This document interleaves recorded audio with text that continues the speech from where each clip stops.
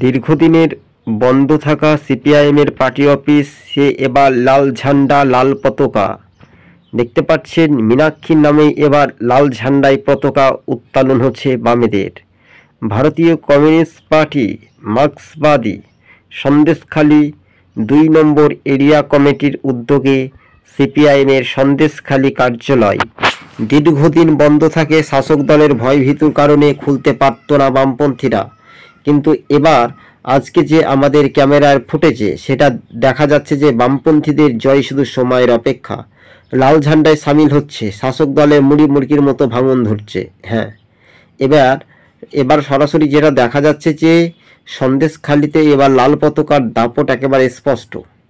2024 লোকসভা নির্বাচনে শাসক দল তৃণমূল এবার গোহারা ভোটে হারবে। বাম যুবনেত্রী বাংলার অগ্নিকন্যা কমরেড মীনাক্ষী মুখার্জির ওপর বাংলার মানুষ ভরসা রাখছে শুধু সময়ের অপেক্ষা। বামেদের একসময় স্লোগান ছিল, যদি তুমি ভয় পাও তবেই তুমি শেষ, তুমি যদি আন্দোলনের মধ্যে রুখে দাঁড়াও তবে হবে বামপন্থীদের একমাত্র কমরেড। পাহাড় ও সমতলের মানুষ এবার বলছে বামপন্থীরা 2026 সরকার গড়বে। আগামী দিনের মুখ্যমন্ত্রীর পদপ্রার্থী বাংলার অগ্নিকন্যা কমরেড মীনাক্ষী মুখার্জি। মানুষের দ্বারে দ্বারে দুয়ারে দুয়ারে পৌঁছে যাচ্ছেন। সরকারে নেই, দরকারে রয়েছে বামপন্থীরা একেবারে স্পষ্টভাবে জানিয়ে দিয়েছেন বাম যুবনেত্রী ডিওয়াইফাই রাজ্যের সভানেত্রী কমরেড মীনাক্ষী মুখার্জি ও ধ্রুবজ্যোতি সাহারা। হ্যাঁ, এবার তৃণমূল তো ভয় পাবে, স্বাভাবিকভাবে তৃণমূল চোরের দল, তাই তৃণমূল তো ভয় পাবেই। বামেরা সরকারে নেই কিন্তু মানুষের দরকারে রয়েছে। কারণটা কি? কারণটা হচ্ছে আপনাদেরকে একটু আগে আমরা বললাম যে তৃণমূলকে চোর চোর বলে স্লোগান শুনতে হচ্ছে, কিন্তু এবার সেই স্লোগান কিন্তু আর শুনতে হচ্ছে না বামপন্থীদের। বামপন্থীরা মানুষের পাশে দাঁড়িয়ে সহযোগিতার হাত বাড়িয়ে দিলেন, অর্থাৎ সন্দেশখালীতে। এবার সন্দেশখালীতে সিপিআইএমের পার্টি অফিসে এবার লাল পতাকা উঠল। লাল পতাকার দাপট একেবারে স্পষ্ট। হ্যাঁ, বাস্তবে 2024 লোকসভা নির্বাচন, সেই নির্বাচনের সময়সীমাটা কাজে লাগিয়ে বিরোধী রাজনৈতিক দলগুলো এবার জোরদার নির্বাচনী প্রচার শুরু করবেন। রাজ্যে এসেছেন, কিন্তু এবার আমরা দেখতে পাচ্ছি যে কেন্দ্রীয় বাহিনী এবার এরিয়া কমিটি অর্থাৎ 2 নম্বর এরিয়া কমিটি আর সন্দেশখালীতে লাল পতাকার দাপট। মীনাক্ষী মুখার্জি বলেন, মানুষ বামেদের পাশে আছে, কিন্তু মানুষ বামেদের পাশে থেকেও দেখা যাচ্ছে যে ছাপ্পার ওপরে তৃণমূলকে ভোটে ভালোবাসছে। কিন্তু হ্যাঁ, এবার বাস্তবে 2024 লোকসভা নির্বাচন, সেই নির্বাচনটা 2024 কতটা কাজে লাগাতে পারবে, সন্দেশখালী ঘটনা ইস্যু নিয়ে কিন্তু একেবারে তীব্র সমালোচনা ঝড় বইতে শুরু করতে পারে বলে এমনটাই মনে করছেন রাজনৈতিক মহল। আপনারা দেখছেন সবুজবঙ্গ নিউজ। সন্দেশখালীতে এবার বামেদের লাল পতাকার দাপট, যা মীনাক্ষী মুখার্জি মানুষের দাঁড়ে দাঁড়ে যাচ্ছেন। ভারতীয় কমিউনিস্ট পার্টি মার্ক্সবাদী পার্টি অফিসটি দীর্ঘদিন তালাবন্ধ থাকে। শাসকের যে সন্ত্রাস, সেই সন্ত্রাসের দমন করছে, তাই শাসক দলের বিরুদ্ধে বামেদের যুবনেত্রী মীনাক্ষী মুখার্জি তিনি বলেন, সরকারে বামপন্থীরা নেই কিন্তু দরকারে রয়েছে। স্বাভাবিকভাবে বলা যেতে পারে যে সন্দেশখালীতে এবার সিপিআইএমের লাল পতাকার দাপট একেবারে স্পষ্ট। দীর্ঘদিন আপনারা জানেন যে দীর্ঘদিন সিপিআইএমের পার্টি অফিসটি বন্ধ ছিল।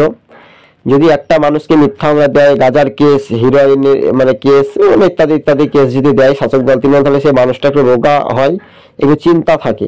তাই এবার তৃণমূলের তো চিন্তা থেকে দূরত্ব করছে মানুষজন, তাই লালের উপর ভরসা রেখে লাল ঝান্ডার একেবারে দাপট স্পষ্ট, সেটা একটা মিলে যাওয়ার সম্ভাবনা বেশি বলে এমনটাই দেখা যেতে পারে। 2024 যে লোকসভা নির্বাচন, সেই নির্বাচনের সময়টা কাজে লাগানোর একটা আপ্রাণ চেষ্টা হতে পারে, বা এমনটাই যে রাজনৈতিক সমীকরণের মানচিত্রগুলো কোন পথে এগিয়ে যাবে তাদের উপর নির্ভরশীল। তবে সিপিআইএমের পার্টি অফিস দীর্ঘদিনের লড়াকু সংগ্রামী, সেই পার্টি অফিসে লাল ঝান্ডার দাপট বা লাল পতাকা সেটা কিন্তু একেবারে স্পষ্ট। এই মুহূর্তের সন্দেশখালীতে মা বোনেদের পাশে বাংলার অগ্নিকন্যা কমরেড মীনাক্ষী মুখার্জি। হ্যাঁ, এবার খেলা হবে যে তৃণমূল মানুষের অধিকার নিয়ে তারা কিন্তু ছিনিমিনি খেলা করছে, সেই ছিনিমিনির বিরুদ্ধে কিন্তু মানুষ এক যৌথ উদ্যোগে কিন্তু এবার প্রভাব পড়তে চলেছে।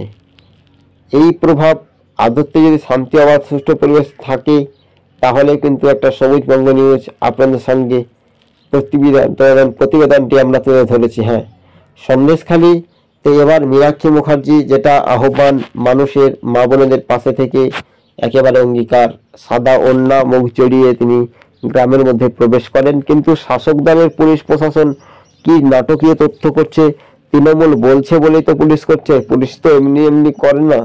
কিন্তু রাজনৈতিক মহলের সমীকরণের মানচিত্রগুলো কোন পথে এগিয়ে যাবে, এটা এখন দেখার বিষয়।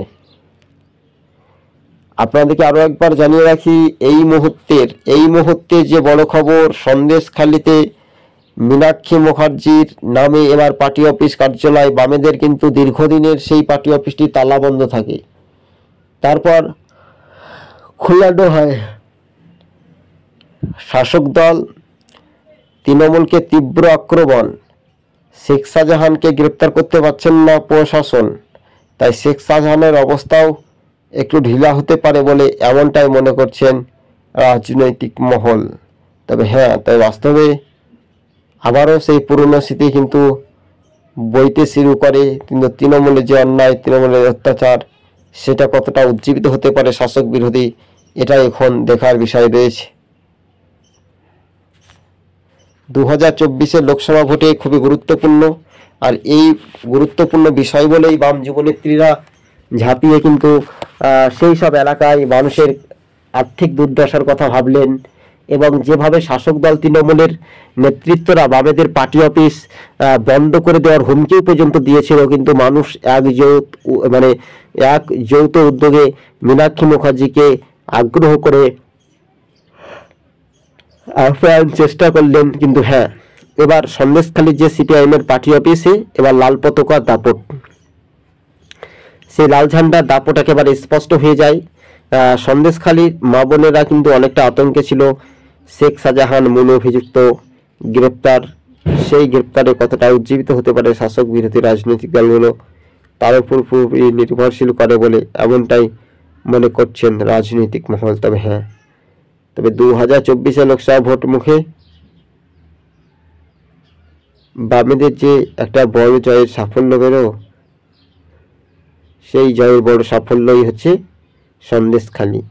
দীর্ঘদিনের পার্টি অফিস বন্ধ থাকার পর আবারই তারা তালা খুলে পরিষ্কার করে লাল ঝান্ডার লাল পতাকা একেবারে উত্তাল উড়ালেন। মানুষের আশেপাশে, মানুষের ভরসায় বামপন্থীরা কতটা উজ্জীবিত হবে তাদের উপর পুরোপুরি নির্ভরশীল করে বলে এমনটাই রাজনৈতিক মহলে ধারণা। তবে আপনারা আমাদের চ্যানেলটি ভালো লাগলে অবশ্যই সাবস্ক্রাইব করে সঙ্গে থাকুন। সন্দেশখালীতে সিপিআইএম এর পার্টি অফিস খোলা হলো, রাজ্যবাসী দোরগোড়ায় বামেদের বিপুল ঝড়।